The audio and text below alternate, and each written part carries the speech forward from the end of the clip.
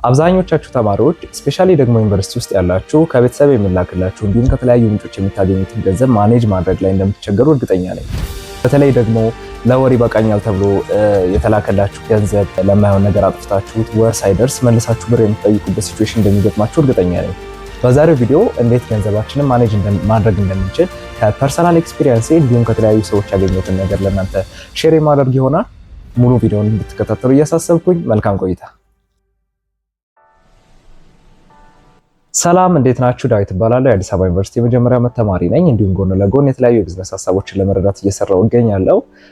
እንግዲህ እኔ ከቤተሰብ ርቆ ገንዘብን የማግኘት ነገር የጀመርኩት 9ኛ ክፍል ከነበርኩበት ጊዜ ጀምሮ ነው። ያው የተማርኩት ሃይስኩል አዳሪ ትምህርት ቤት ነበረ። ስለዚህ ከቤተሰብ ርቆ ገንዘብን የመቀበል ነገር የጀመርኩት 9ኛ ክፍል ሳለው ጀምሮ አሁን እንግዲህ ስቲል ዩኒቨርሲቲ ውስጥ ነው ያለሁት። ኦልሞስት 4 ዓመት ከቤተሰብ ገንዘብ የመቀበል ልምድ አለይ በሚል እንያዘው። በዚህ ጊዜ የተረዳሁት ነገር ከጓደኞቼም እናንተም ስትረግጥ ታደርጉበታላችሁ ብዬ የማስበው ነገር የምናገኘውን ገንዘብ በአግባቡ መጠቀም ላይ ይመስለኛል።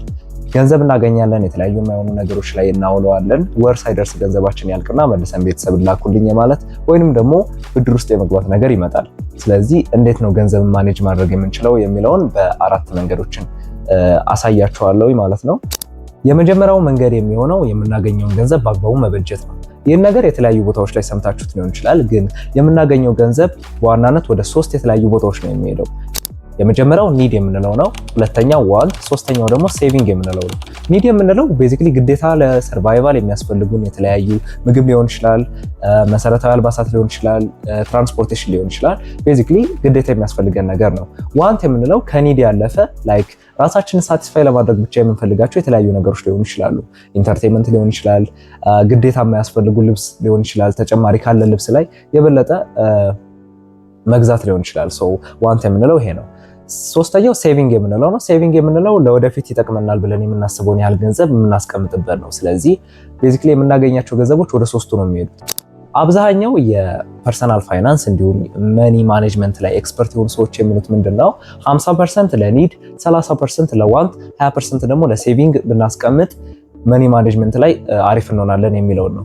ፐርሰናሊ ግን ካየሁት እኔ ሪኮመንድ የማደርጋችሁ ሞር ኒዳችንን ሳቲስፋይ ካደረግን በኋላ ዋንትን ብንቀንስ እና ሴቪንግ ላይ ብዙ ብር ብናስቀምጥ ላይክ ወደፊት የሚገጥመን እናናቅም። ተማሪ ነን፣ ከቤተሰብ ገንዘብ ማግኘት ሊቀር ይችላል።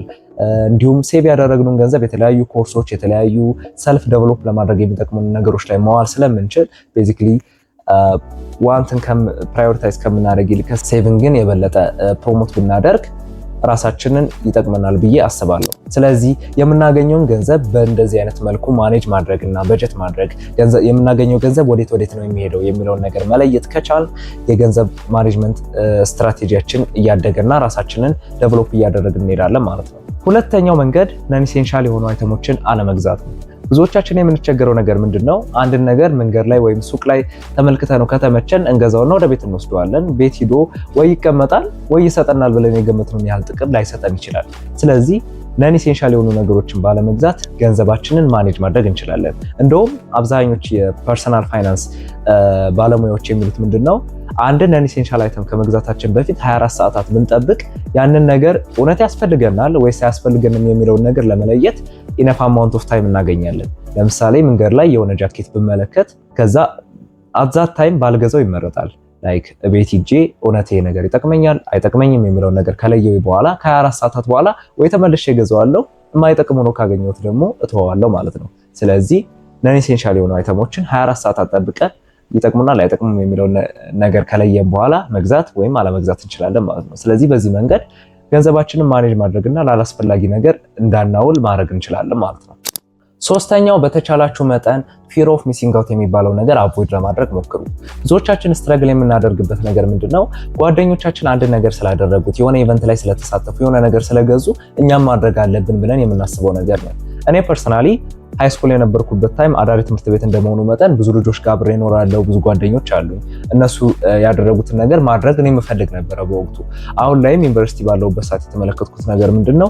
ብዙዎች ሌሎች ጓደኞቻቸው ስላደረጉ ያንን ነገር እነሱ ማድረግ ያለባቸው ይመስላቸዋል። ፕላስ ደግሞ እነሱ ካደረጉት እኔ ለምን እቀራለሁ የሚል አይነት አስተሳሰብ አይምሯቸው ውስጥ አለ።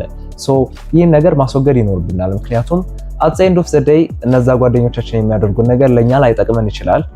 አለመጥቀሙን ብቻ ሳይሆን በአንድ ቀን ያለንን ገንዘብ ሁሉ ልንጨርስ እንችላለን። ያን ነገር ከኛ በጀት ጋር አብሮ ላይሄድ ይችላል። ፋንሲ የሆነ ነገር ሊሆን ይችላል። ያን ጓደኛችን የሆነ በጣም ፋንሲ የሆነ ጫማ ስለገዛ እኛም መግዛት አለብን ማለት አይደለም። ስለዚህ ይህን ከምናደርግ ይልቅ ራሳችንን ዴቨሎፕ ለማድረግ የሚጠቅሙ የተለያዩ ኮርሶችን የተለያዩ መጽሐፍቶችን ብንገዛ ኢን ዘ ሎንግ ተርም እኛን እንጠቀምበታለን። አሁን ላይ ደግሞ ራሳችንን ካላስፈላጊ ብድር እንዲሁም ካላስፈላጊ ቤተሰብ ማስቸገር እንገላገላለን ማለት ነው። አራተኛውና ማይ ፐርሰናል ፌቨራይት የሆነው ሜተድ የማገኘውን ገንዘብ ወደ ሰከንደሪ አካውንት መላክ ነው። ከቅርብ ጊዜ ወዲህ ሞክሬ ውጤታማ ሆኖ ያገኘሁት ሜተድ ሲሆን የማገኘው ገንዘብ ላይ ያስፈልገኛል ብዬ የማስበውን ያላስቀርና ቀሪውን ወደ ሌላ አካውንት በመላክ ያን አካውንት ኤቲኤም እና ሞባይል ባንኪንግ የለውም። በፈለኩት ሰዓት አክሰስ ማድረግ አልችልም ማለት ነው። ስለዚህ በዚህ መልኩ ገንዘብ እንዳላወጣ ራሴን እገድበዋለሁ። እንደውም ይሄ አይዲያ አይ ቲንክ ከአቶሚክ ሃቢት ሜክ ኢት አን አትራክቲቭ ከሚለው ፕሪንሲፕል ጋር ይመሳሰላል። መጽሐፉ ላይ ምን ይላል መሰላችሁ? አንድን ባድ ሃቢት ለማስወገድ ያንን ባድ ሃቢት የምናደርግበትን መንገድ አትራክቲቭ ማድረግ ነው። ላይክ ወደ ሌላ አካውንት ከላክ ነው ያንን ገንዘብ አክሰስ ለማድረግ ወይ ፊዚካሊ ባንኩ ጋር መሄድ ይኖርብናል። ኤቲኤም ድንገት ካለው ደግሞ ኤቲኤም ማሽን ፈልገን ማውጣት ይኖርብናል። ሞባይል ባንኪንግ ሊኖረው አይገባም። ሞባይል ባንኪንግ ካለው ጀስት ብሩን መልሰን ወደ አካውንታችን ልከን አክሰስ ማድረግ ስለምንችል፣ ስለዚህ ያንን ብር አክሰስ የምናደርግበት ሜተድ አትራክቲቭ ከሆነ በወቅቱ ራሳችንን ለመያዝ አሪፍ ሜተድ ይሆናል ብዬ አስባለሁ። ብዙዎቻችን ገንዘብ የምናገኘው በዋና አካውንታችን ነው። ዋና አካውንታችን የብዙዎቻችን አይ ቲንክ የኢትዮጵያ ንግድ ባንክ ነው ወይንም ደግሞ ሌላ የተመረጠ ባንክ ነው። ከዛ ያንን የምናገኘውን ገንዘብ ላይ የሚያስፈልገን ያልቀንሰን ወደ ሌላ ባንክ አካውንት ከላክ ነው ያንን ገንዘብ በፈለግነው ሰዓት አክሰስ ማድረግ ስለማንችል ቤዚክሊ ገንዘቡን አናጠፋውም ማለት ነው። በአጠቃላይ በዛሬው ቪዲዮ 4 ገንዘብን ማኔጅ ለማድረግ ይጠቅማሉ ብዬ የማስባቸውን ሜተዶች ለእናንተ ሼር አድርጌያለሁ። ተመሳሳይ ኮንተንት የምትፈልጉ ከሆነ ቻናሉን ሰብስክራይብ በማድረግ ቤተሰብ ይሁኑ። ቻው።